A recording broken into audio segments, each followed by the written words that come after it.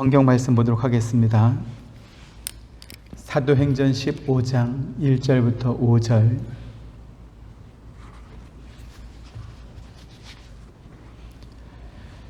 사도행전 15장 1절부터 5절 말씀 한 절씩 교독하도록 하겠습니다.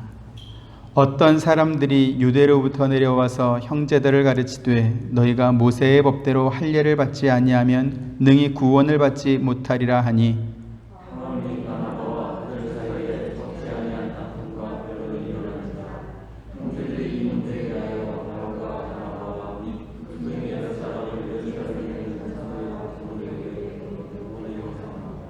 그들이 교회의 전송을 받고 베니게와 사마리아로 다니며 이방인들이 주께 돌아온 일을 말하여 형제들을 다 크게 기쁘게 하더라.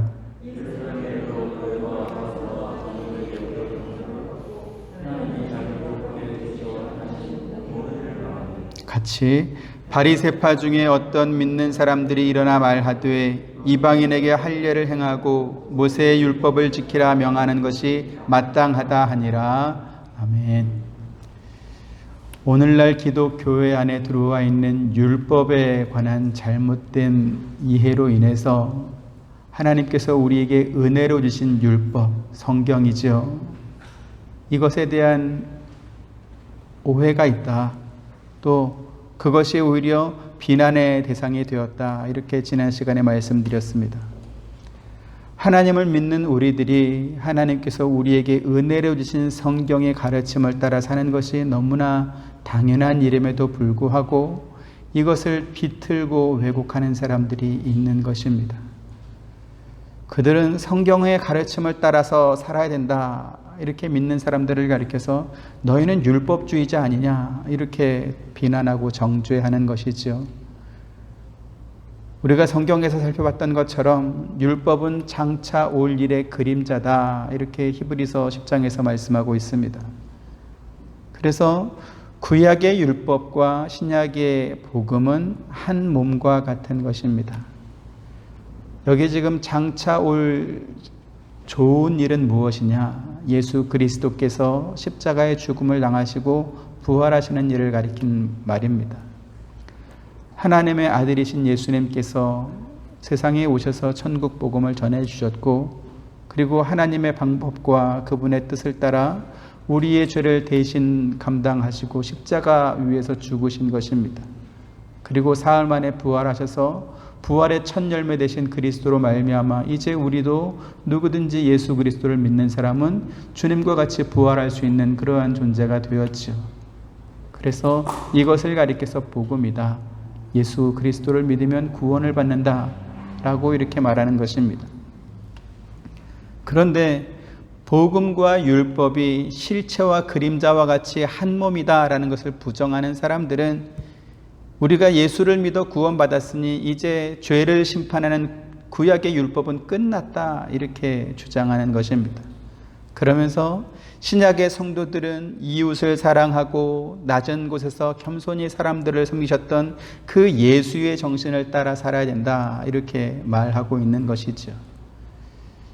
예수의 정신이 무엇이냐라고 했을 때 예수님처럼 섬김, 희생, 사랑, 겸손, 낮아짐 이러한 것들이 바로 예수의 정신이다 이러면서 오늘날 교회가 세상을 향해서 바로 이와 같은 예수의 정신으로 나아가는 것이 바른 신앙의 자세다 이렇게 가르치는 사람들이 얼마나 많은지 모릅니다.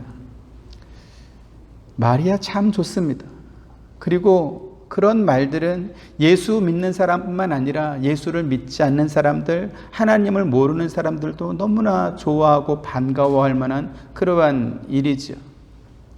섬김, 희생, 사랑, 겸손, 낮아짐 이런 것들이 예수의 정신이다 이러면서 정신무장까지 하고 자기들을 위하고 섬겨주겠다는데 그거를 마다하고 싫어할 사람이 어디 있겠습니까?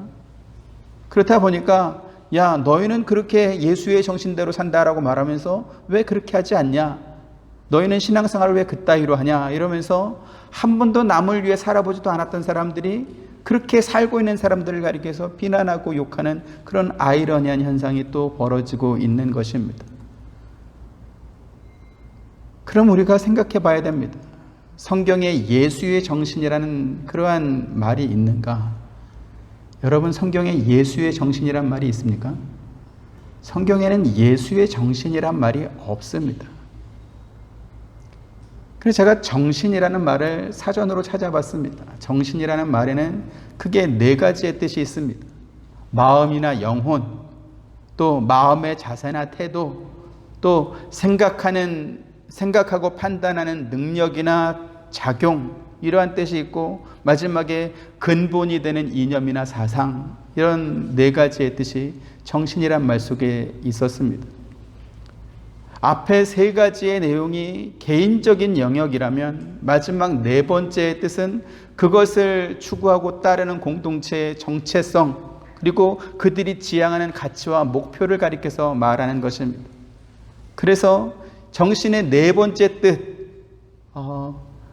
이념이나 사상이라고 했을 때 거기에 해당하는 것이 무슨 철학이나 종교나 혹은 국가를 형성하는 어떤 사상이나 정치 이념, 이런 것을 우리가 들 수 있겠습니다.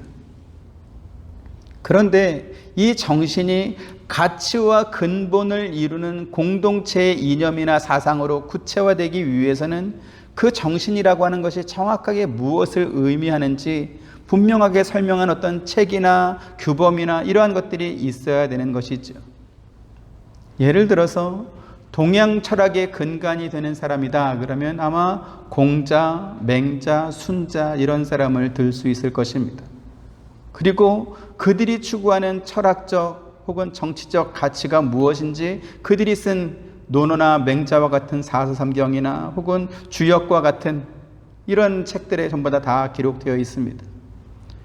서양 철학도 마찬가지입니다. 그리스 시대의 플라톤이나 아리스토텔레스 혹은 중세시대의 데카르트, 그리고 그러한 사람들의 모든 철학을 집대성한 임마누엘 칸트 같은 사람들도 자기들이 주장하는 철학적 가치가 무엇인지 그들의 책에 분명하게 서술하고 있습니다. 종교도 역시 마찬가지입니다. 불교나 이슬람 등 다른 종교들도 그들이 가진 경전을 기반으로 해서 종교적인 가치와 어떤 신앙을 실천하고 있지, 무슨 부처의 정신이다, 마호메트의 정신이다, 이런 말은 사용하지 않더라는 것이죠. 제가 찾아봤습니다. 부처의 정신이 있나, 마호메트의 정신이 있나, 그런 말 없습니다. 교회만 예수의 정신만 이러고 있는 것이죠. 국가를 형성하는 정치 이념이나 사상 역시 마찬가지입니다. 자유민주주의가 됐든 혹은 공산주의라고 불리는 인민민주주의가 됐든 그들의 정치 이념이나 사상을 구체화한 헌법이 있는 것이고 그 헌법을 토대로 국민을 다스리고 통치하는 것입니다. 이처럼 세상의 철학이나 학문이나 종교나 정치 이념이나 사상 같은 이러한 모든 것들은 그들의 주장과 가치를 담은 책이든지 논문이든지 혹은 어떤 성문법을 기초로 하고 있다라는 것을 우리가 확인할 수 있습니다. 흔히 민간요법이라고 불리는 여러 가지 치료법들이 있죠. 중병이나 만성질환에 시달리는 어떤 사람들이 의학적 도움이 아니라 식이요법이나 혹은 특별한 어떤 음식을 먹고 나서 자기가 가진 그 병을 치료받았다, 건강하게 회복됐다, 이렇게 말하는 것이 아마 민간요법일 것입니다. 그런데 이 민간요법은 단점이 있습니다. 뭐냐 하면 그 방법을 사용해서 병을 고침받은 어떤 사람이 있다 할지라도 다른 사람이 그 사람하고 똑같이 따라해서 똑같은 결과가 나옵니까? 안 나옵니까? 나올 수도 있고 안 나올 수도 있고 상태가 더 악화될 수도 있는 것입니다. 최근에 폐암 말기에 걸린 어떤 개그맨이 개가 먹는 구충제를 먹으면 그 암이 낫는다, 이런 말을 듣고 개가 먹는 구충제를 사가지고 8개월 동안 먹고 나서 쓴 인터뷰를 제가 봤습니다. 처음에는 그 개 구충제를 먹으니까 정말로 그 폐암이 회복되는 것 같아서 막 좋다고 그랬었거든요. 근데 8개월 먹고 나니까 폐뿐만 아니라 간 수치도 나빠지고 다른 부위로 암이 전이가 돼서 상태가 더 악화됐다, 이런 결과가 나왔습니다. 그러면서 인터뷰하면서 누군가 개 구충제를 치료약으로 먹겠다라고 그러면 자기가 전적으로 말리겠다, 그거 답이 아니더라, 더 나빠지더라. 이런 말을 하는 것을 제가 보았습니다. 자, 그러면 의사의 처방과 민간요법의 차이는 뭡니까? 그 병에 대한 과학적인 연구와 또 임상시험을 통한 결과가 논문이나 어떤 책으로 증명됐는지 아닌지의 차이인 것입니다. 질병에 관해서 과학적으로 또 많은 학자들이 연구하고 임상시험을 하고 그래서 결과를 만들어내서 이것이 정말로 치료가 된다. 이게 검증이 되고 그 검증된 방법을 사용하는 사람은 의사이고 그 의사는 자기가 진료하고 처방한 것에 대한 책임을 집니다. 근데 민간요법은 그렇지 않죠. 자기 경험을 말하는 것이고 그거는 뭐 믿거나 말거나 따르거나 말거나인 것입니다. 당연히 그 민간요법을 따라했다가 뭐 나빠졌다 해서 말해준 사람이 책임집니까? 안 집니까? 아무도 책임지지 않는 것입니다. 지금 말씀드리려고 하는 것은 정신에 속한 영역이든 혹은 과학이나 실생활에 속한 영역이든지 간에 그것이 공적인 영역으로 들어와서 그것이 추구하는 가치와 결과물을 만들어내려면 그것이 공적인 문서로 증명이 되어야 된다라는 것입니다. 그렇지 않으면 아무도 책임지지 못하는 것이죠. 근데 우리 주변에 보면 좋은 말로 사람들의 귀를 즐겁게 하고 이렇게 마음을 따뜻하게 하고 막 설득하면서 어떤 행동을 요구하고 또 투자를 이렇게 요구하는 사람이 있습니다. 그런데 정작 공적인 문서는 하나도 남기지 않습니다. 그 사람 어떤 사람일까요? 말은 너무나 잘하고 달콤한데 그래서 뭐 투자도 하라고 그러고 뭐 이렇게 해보라고 막 하는데 근데 공적인 문서는 하나도 안 남겨요. 누굴 것 같습니까? 사자 들어가는 그 사람입니다. 세련된 사기꾼, 정말 실력 좋은 사기꾼들은 틀린 말 하지 않습니다. 거의 사실과 비슷한 말을 하죠. 그런데 그분들은 공적인 문서는 남기지 않습니다. 그래서 이 사람이 말하는 게 정말 사실인지 아닌지는 어떻게 알 수 있습니까? 그 사람의 신분을 증명할 수 있는 증명서와 그분의 서명이나 인감이 들어가는 공적인 문서를 이렇게 가지고 오면 아, 이 사람은 믿을만 하구나.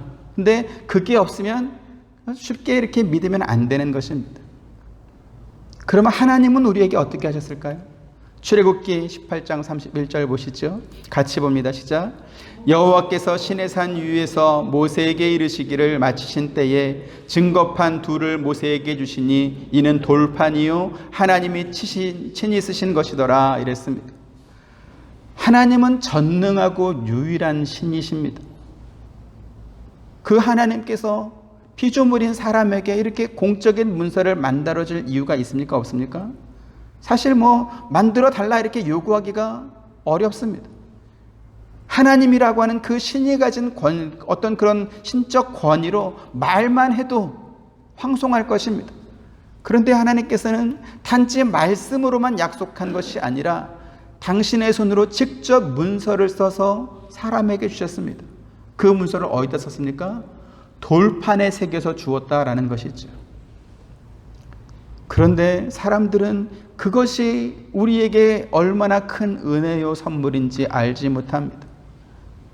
시편 기자는 여호와 하나님께서 우리의 모든 것을 다 알고 계신다 이렇게 고백합니다.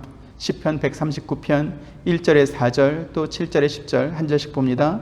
여호와여 주께서 나를 살펴보셨으므로 나를 아시나이다.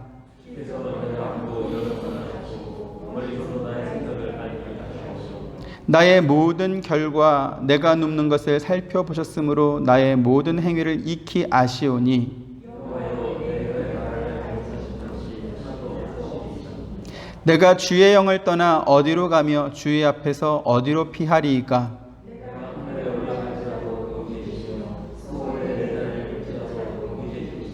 내가 새벽 날개를 치며 바다 끝에 가서 거주할지라도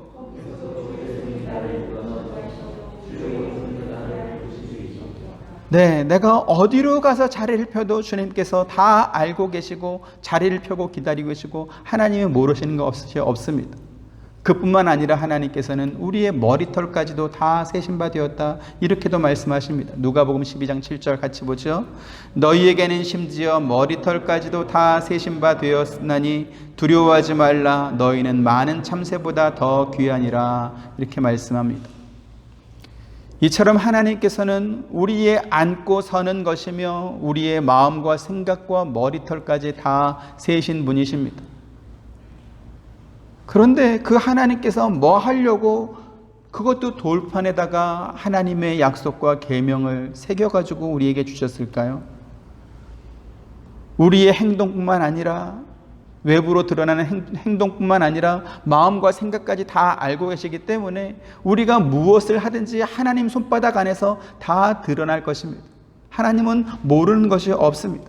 그래서 얼마든지 하나님께서는 우리를 통제하고 다스릴 수 있었을 것입니다.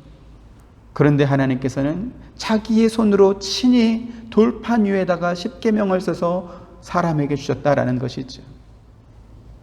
그러면 그 십계명, 그 율법, 그 성경, 그것은 하나님을 위해서 만들어준 것일까요? 사람을 위해서 만들어준 것일까요? 이것은 철저하게 우리 사람을 위해서 만들어준 것입니다. 만약에 하나님께서 그렇게 글로 써서 가르쳐 주지 않고 단지 정신으로만, 개념으로만 가르쳐 주셨다면 인간이 뭘 해야 되는지, 뭘 하면 안 되는지 알기가 쉽지 않을 것입니다. 남자들이 군대를 가면 매일 아침과 저녁에 하는 일이 있습니다. 점호입니다. 아침에는 기상점호를 하고 밤에는 취침점호를 합니다. 특히 취침점호는 상당히 괴롭습니다. 취침점호를 인도하는 당직 사관이 이렇게 개인의 위생 상태라든지 혹은 빨래하지 않은 것을 사물함에 이렇게 숨겨놓지는 않았는지, 혹시 음식 같은 거를 이렇게 숨겨놓지는 않았는지, 청소 상태는 깨끗한지, 혹은 총기 상태가 정말 당장 전쟁 나가도 사용할 수 있을 만큼 그렇게 잘 정비됐는지 여러 가지 이렇게 점검을 하는 것이죠. 그런데 누가 당직사관이 되느냐에 따라서 그날 취침점호의 분위기가 상당히 달라집니다. 어떤 사관은 오늘은 총기를 주로 점검한다, 오늘은 신발 닦은 것을 점검한다, 오늘은 화장실 청소를 점검한다, 이렇게 가르쳐주는 그런 당직사관이 있습니다. 그러면 그 사람이 점검하겠다는 거 그거를 주로 열심히 하고 나머지는 그냥 평상시처럼만 하면 됩니다. 근데 그거 말해주지 않는 당직사관도 있어요. 뭐 알아서 해, 이렇게 하는 거죠. 그리고 보통은 그런 사람들이 그냥 무난하게 넘어갈 때가 있습니다. 그런데 그날따라 그 사람 기분이 나빴다. 그럼 어떻게 될까요? 아주 그 구석구석까지 손가락으로 다 쓸어가면서 안 됐다고, 청소가 안 됐다고 완전군장하고 연병장으로 나와. 그래서 잠도 안 자고 2시간, 3시간 이렇게 막 연병장을 돌리는 것입니다. 만약에 하나님께서 너희가 알아서 잘 섬겨 이렇게 말했다면 우리가 어떻게 하나님을 섬기면 될까요? 알아서 섬기는 기준이 어디서부터 어디까지일까요? 또 어떻게 하면 하나님을 만족시킬 수 있을까요? 그런데 하나님께서 너무나 분명하고 너무나 확실하게 우리가 해야 할 것과 하지 말아야 될 것을 자기의 손으로 친히 돌판 위에 새겨서 우리에게 주셨다라고 하는 사실입니다. 하나님께서는 당신이 직접 써주신 이 십계명이라고 하는 이 토대, 이 기초 위에 각종 제사법, 정결법, 제사장과 왕들을 세우는 방법, 또 그들이 해야 될 일, 하지 말아야 될 일, 이러한 의식법들을 제정해 주셨습니다. 그런가 하면 사람과 사람 사이에서 신체적으로 혹은 재산상으로 어떤 문제가 생겼을 때 어떻게 해결해야 되는지를 가르쳐 주셨습니다. 그뿐만 아니라 경작하는 땅도, 인간이 경작하는 땅도 6년을 너희가 벌어 먹었으면 7년째는 땅을 좀 쉬게 해라, 이렇게 안식법도 가르쳐 주셨습니다. 그 외에도 가난한 사람, 고아, 과부, 나그네들을 돌보는 그러한 법들도 만들어 주셨습니다. 이렇게 하나님께서 인간에게 만들어 주신 모든 법들을 다 총칭해서 율법이다, 이렇게 말하는 것입니다. 그래서 율법이 무엇입니까? 사람이 어떻게 하나님을 사랑해야 하는지라는 법과 또 그와 같이 하나님을 사랑하는 것처럼 사람을 사랑하는 일을 어떻게 해야 되는지를 글로 써서 가르쳐 주신 것, 그것이 바로 율법이다라는 것이죠. 그래서 구약 성경 전체는 뭐냐면 이스라엘 백성들이 하나님께서 그들에게 준 이 율법을 어떻게 지키며 살았는지에 관한 책입니다. 또 그들이 하나님이 가르쳐준 율법대로 살지 않았을 때 선지자들을 통해서 그들에게 보내서 너희가 하나님의 말씀대로 살아야 된다, 이것을 촉구하고 가르쳐 주신 내용이 구약 성경 전체다라는 것입니다. 누가복음 말씀 한번 보시죠. 10장 25절부터 27절. 어떤 율법 교사가 일어나 예수를 시험하여 이르되 선생님, 내가 무엇을 하여야 영생을 얻으리이까?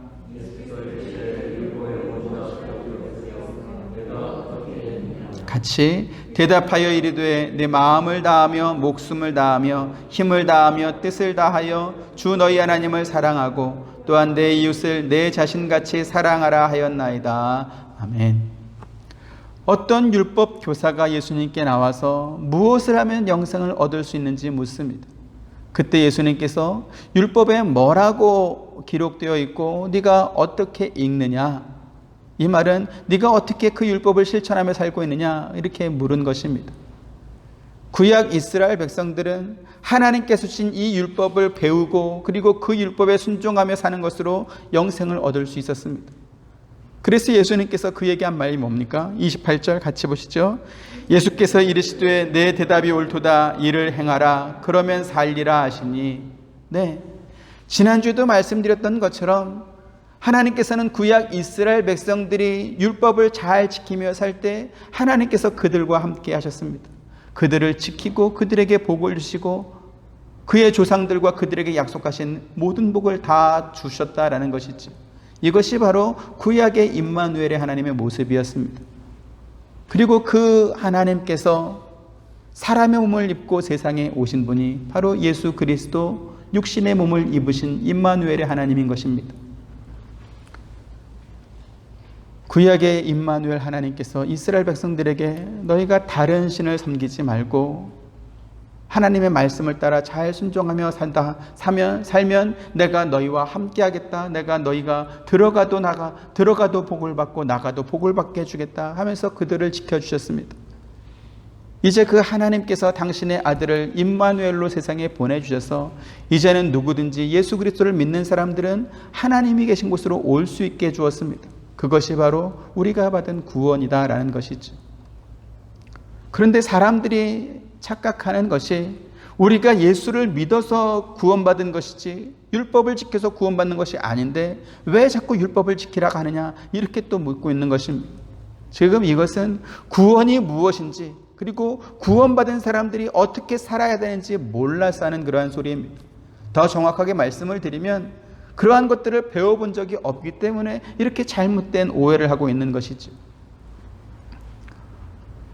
구원을 가리켜서 중생이라고 말하기도 하고 거듭남이라고 말하기도 합니다. 다시 말씀드려서 성령으로 말미암아 새롭게 태어난 것, 이것이 바로 구원이고 중생이고 거듭남인 것입니다. 요한복음 3장 4절에서 8절 한 절씩 봅니다. 니고데모가 이르되 사람이 늙으면 어떻게 날 수 있사옵나이까? 두 번째 모태에 들어갔다가 날 수 있사옵나이까?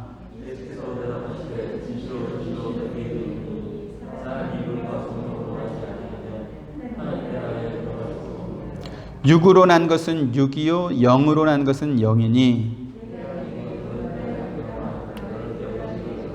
같이 바람이 임의로 불매 네가 그 소리는 들어도 어디서 와서 어디로 가는지 알지 못하나니 성령으로 난 사람도 다 그러하니라. 아멘. 우리가 구원받는 것, 우리가 거듭나게 되는 것은 생물학적 출생을 가리켜서 말하는 것이 아니라 성령으로 말미암아 새롭게 태어나는 것입니다. 그런데 예수님께서 이 구원을 사람이 태어나는 출생에 비유해서 설명해 주고 있습니다. 이것은 뭐냐면 출생이라는 방법으로 구원을 설명하는 것이 가장 적합했다라는 뜻입니다. 출생은 신비의 영역이고 무한한 기쁨입니다. 하지만 사람이 출생했다고 해서 태어난 그 순간 바로 완전한 성숙한 인간이 만들어지는 것은 아니지.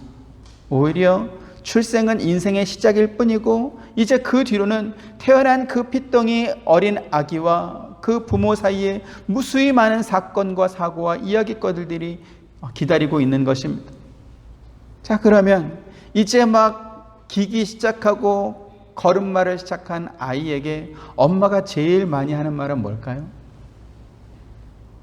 해도 되는 것과 하면 안 되는 것을 가르쳐 주는 것입니다.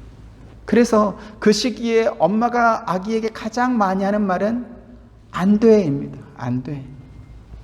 왜요? 아기들은 그게 뭐가 됐든지 일단 손에 붙잡으면 다 입으로 들어가기 때문에 입으로 들어가는 거는 괜찮지만, 먹어도 되는 건 괜찮지만 그렇지 않은 것을 아이가 잡고 먹으려고 하면 엄마가 안 돼 그러고 막는 것입니다.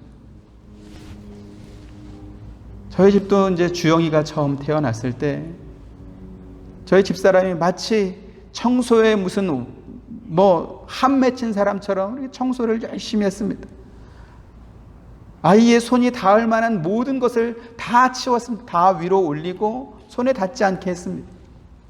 그런데 참 희한하죠. 그렇게 청소를 다 했는데도 돌아서 보면 또 뭔가를 붙잡고 이렇게 입에다가 넣고 있는 겁니다. 그때 엄마가 뭐랄까요? 안 돼! 그리고 그걸 뺐습니다.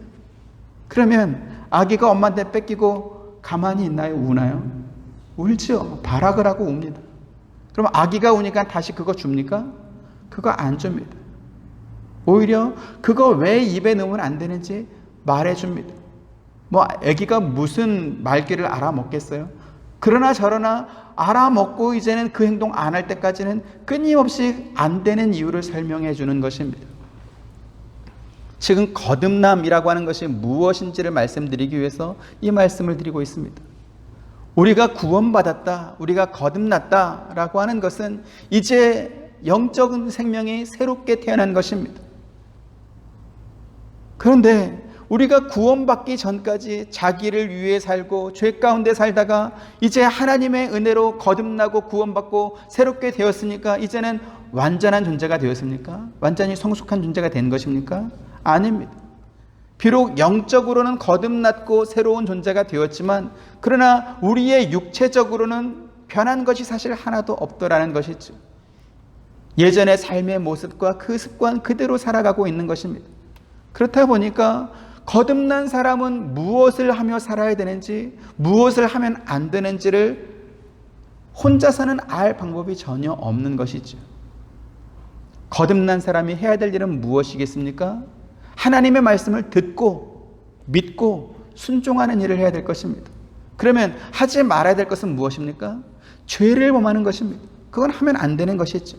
그래서 그러한 것들을 가르쳐 주라고 교회가 있는 것입니다.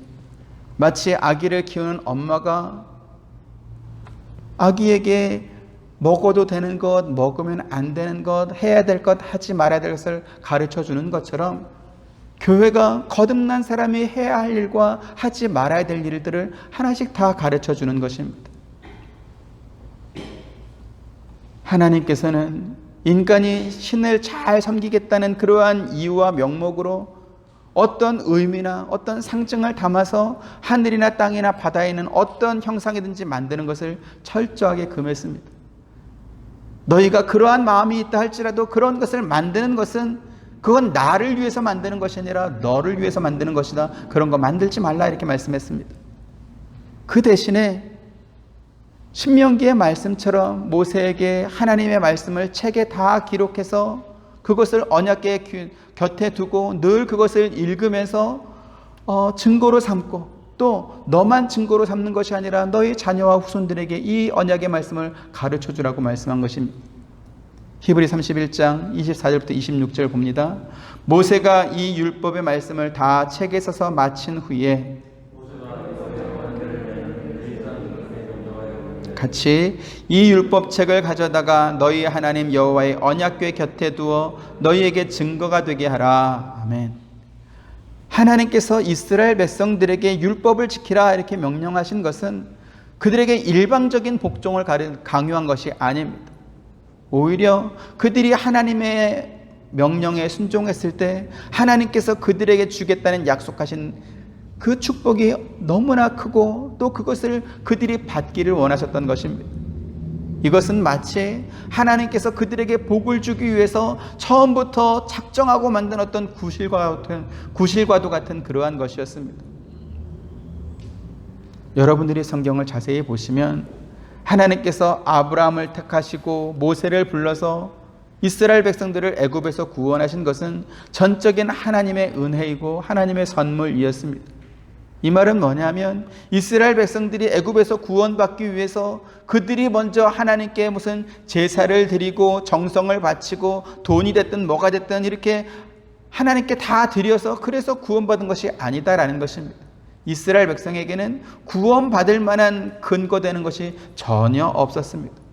신명기 7장 7절 8절 여호와께서 너희를 기뻐하시고 너희를 택하심은 너희가 다른 민족보다 수요가 많기 때문이 아니니라. 너희는 오히려 모든 민족 중에 가장 적으니라.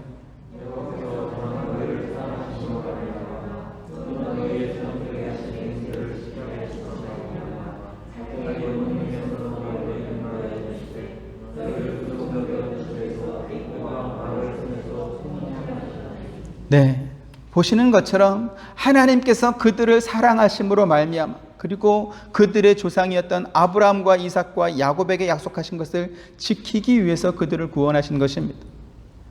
이처럼 하나님께서 오직 당신의 사랑으로 이스라엘 백성들을 구원하신 것입니다.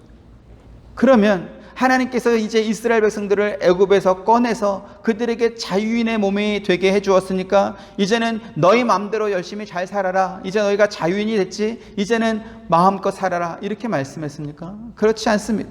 계속해서 9절에서 12절 그런즉 너는 알라 오직 내 하나님 여호와는 하나님이시요 신실하신 하나님이시라. 그를 사랑하고 그의 계명을 지키는 자에게는 천대까지 그의 언약을 이행하시며 인애를 베푸시되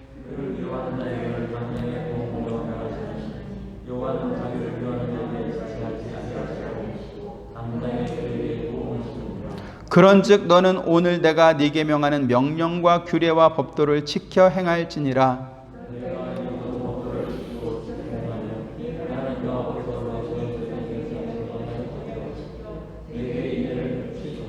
네, 오늘 내가 네게 명하는 명령과 규례와 법도를 지켜 행하라 이렇게 말씀하고 있습니다. 왜요?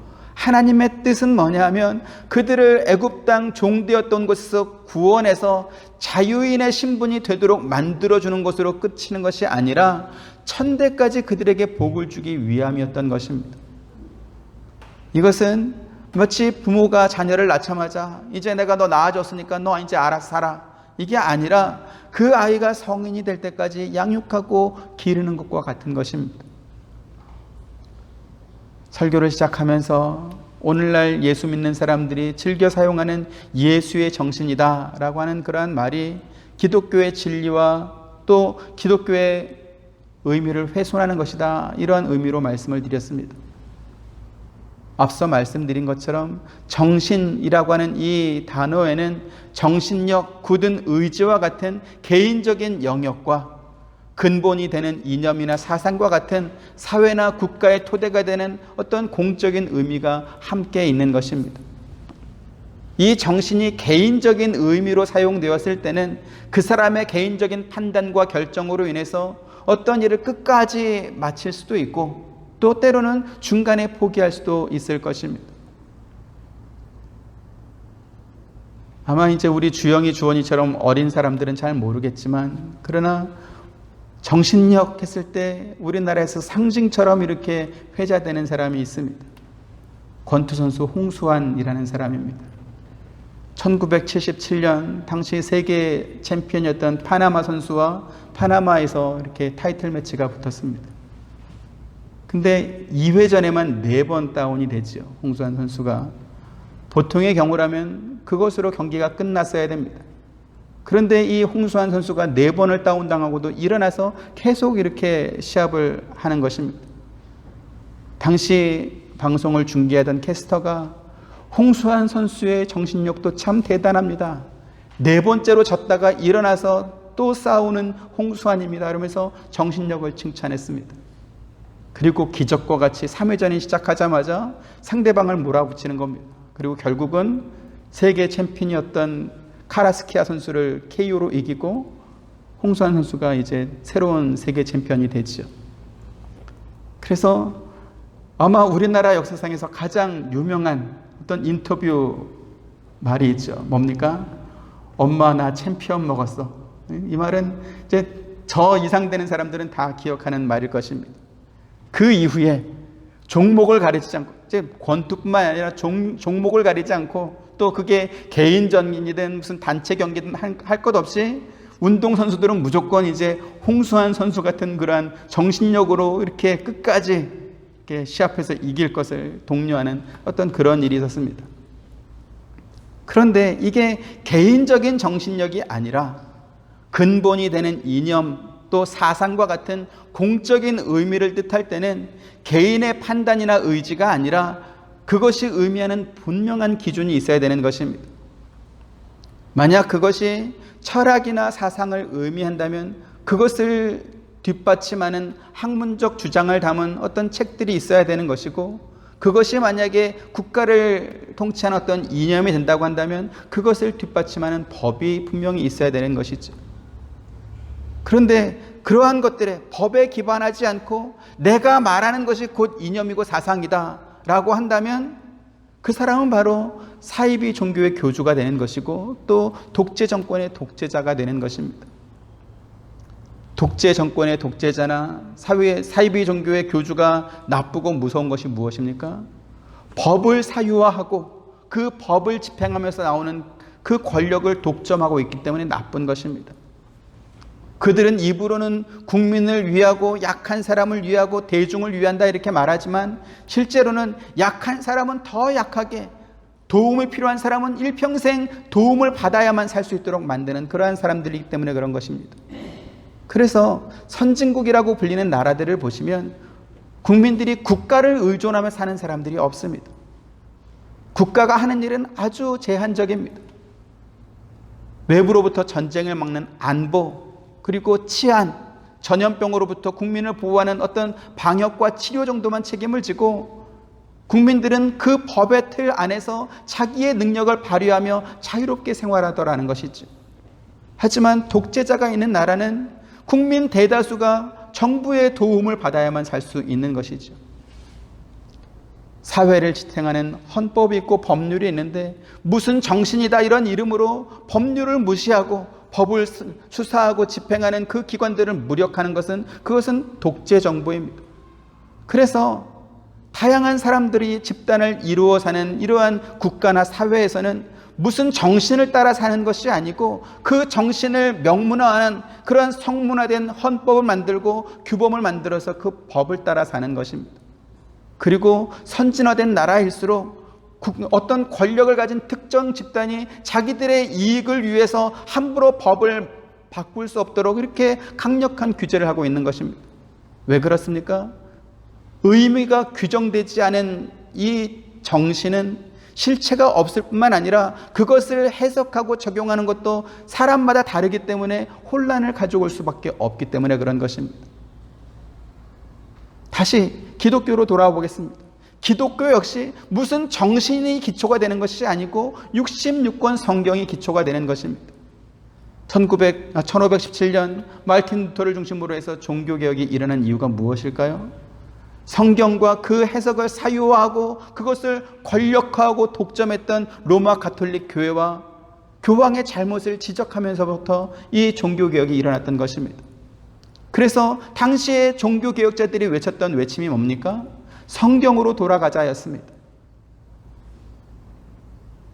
그 일로 말미암아 루터가 로마 교황청으로부터 사제직과 신학교 교수의 직을 박탈당했습니다. 그 뒤에 루터가 한 일이 뭡니까? 성경을 독일어로 번역해서 성도들에게 다 나눠주는 것이었습니다. 저와 여러분들이 우리말로 번역된 성경을 우리 손으로 쥐고 또 이것을 읽으면서 하나님의 뜻을 발견할 수 있다는 것이 여러분 큰 은혜인 것을 믿으시길 바랍니다. 이것은 500여 년 전에 종교개혁 이전의 성도들은 꿈도 꾸지 못했던 그러한 은혜인 것입니다. 그런데 참 희한합니다. 오늘날 예수의 정신, 기독교의 정신 운운하면서 성경을 무력화하고 성경의 가르침을 따르는 사람들을 오히려 율법주의자라고 비난하고 욕하는 그러한 분위기가 너무나 팽배해 있습니다. 그럴지라도 오늘 저와 여러분들은 다시 이 성경을 갖기 전에 500년 그 전에로 우리가 돌아갈 수 없는 것입니다. 기준도 경계도 모호한 무슨 정신 따위에 우리가 이렇게 마음을 빼앗길 이유가 없다라는 것이죠. 지난 시간에 예수님께서 복음을 설명하면서 율법에 속한 이사야 선지자의 예언을 인용해서 가르쳐 주셨다, 이렇게 말씀드렸습니다. 그래서 사도들이 복음을 전하고 교회를 세울 때 율법이 아니라 복음이라는 말로 가르쳤고, 신약 교회도 이제는 율법이 아니라 복음이라는 말을 사용하기 시작했습니다. 하지만 그 말이 율법이 됐든 복음이 됐든 실체는 하나인 것입니다. 왜요? 율법은 복음의 그림자라고 했기 때문에 그런 것입니다. 그래서 누군가 여러분들에게 당신 율법주의자냐 이렇게 물어보면 율법주의자나 복음주의자나 똑같은 말인 것입니다. 하나님께서 내가 너희에게 명한 것을 기억하고 지키며 살라라고 하신 그 율법을 지키며 사는 우리들이 율법주의자라는 말을 듣는 것은 그리 나쁜 말이 아닙니다. 단어의 선택의 차이일 뿐이지 복음주의자라는 말과 율법주의자라는 말은 사실상 같은 맥락이기 때문에 그렇습니다. 그래서 오늘 저와 여러분들이 성경의 가르침을 따라 사는 철저한 율법주의자, 철저한 복음주의자 되기를 주님의 이름으로 축원드립니다. 에베소 2장 8절 9절 보시죠. 너희는 그 은혜에 의하여 믿음으로 말미암아 구원을 받았으니 이것은 너희에게서 난 것이 아니요 하나님의 선물이라.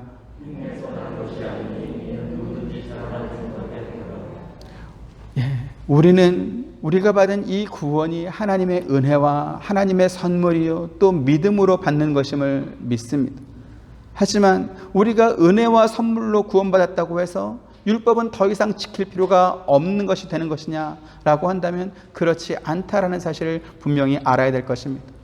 앞서 말씀드렸던 것처럼 거듭난 우리, 새롭게 태어난 우리는 하나님께서 주신 이 구원의 선물과 은혜 안에서 아름답고 멋지게 성장해야 될 것입니다. 그러면 그렇게 성장과 그렇게 자라는 것은 무엇을 기준으로 합니까? 하나님께서 우리에게 주신 성경을 통해서 우리가 자라고 우리가 성장하는 것입니다. 그래서 오늘 저와 여러분, 우리 하와이 서부 장로교회가 하나님께서 우리에게 주신 이 성경 말씀을 따라 그리스도의 장성한 분량까지 잘 자랄 수 있게 되기를 주님의 이름으로 축원드립니다. 지금 2주째 잘못된, 우리가 잘못 이해하고 있는 율법주의에 관한 또 예수의 정신이라고 하는 이러한 개념에 대해서 제가 말씀을 드리는 것은 구원에 대해서, 우리가 받은 은혜와 공짜로 받은 이 구원에 대해서 이렇게 말씀을 드리면 어느 한쪽으로 휘우쳐가지고 이렇게 맥락을 흐트려버리는 그러한 경우가 너무나 많기 때문에 그렇지 않다는 것을 말씀드리기 위해서 지금 아직 15장 강에 들어가기 전에 2주간에 걸쳐서 율법주의가 무엇인지, 예수의 정신한 말이 왜 잘못된 것인지 지금 말씀을 드리고 있습니다. 이것을 여러분들이 이해를 하셔야 15장 말씀을 들을 때 이렇게 혼동이 되지 않습니다. 안 그러면 우리가 은혜로 받았는데, 구원받았는데 왜 율법을 따라야 되는 거야? 이렇게 또 오해가 될 수 있기 때문에 그러면 안 된다라는 것을 전제로 지금 2주째 말씀을 드리고 있습니다. 그래서 그렇게 아시고 잘못 이해하고 잘못 생각하고 말하는 사람들이 있습니다. 왜 그럴까요? 가르쳐주는 사람이 없기 때문에 그렇습니다. 어린아이에게 무한한 자유를 주는 것이 그것이 사랑일 것 같습니까? 큰일 납니다. 먹으면 안 되는 거 먹고 만져서는 안 되는 거 만져가지고 애 다치고 병원 가고, 이거는 사랑이 아니라 방치죠. 그렇죠? 그것도 새로운 학대입니다.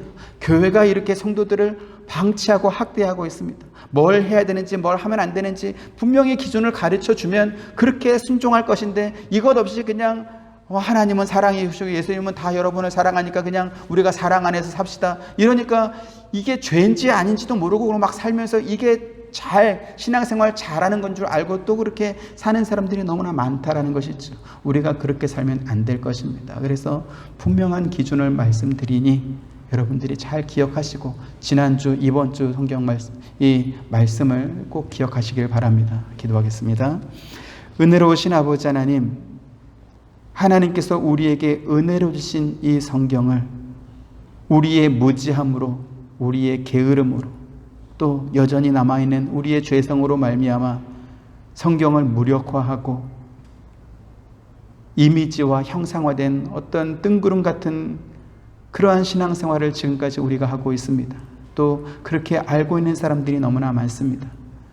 하나님의 말씀이 우리에게 분명한 기준이 되고 이 법과 이 은혜와 이 사랑 안에서 바른 신앙생활하는 우리가 될 수 있도록 은혜를 더하여 주옵소서.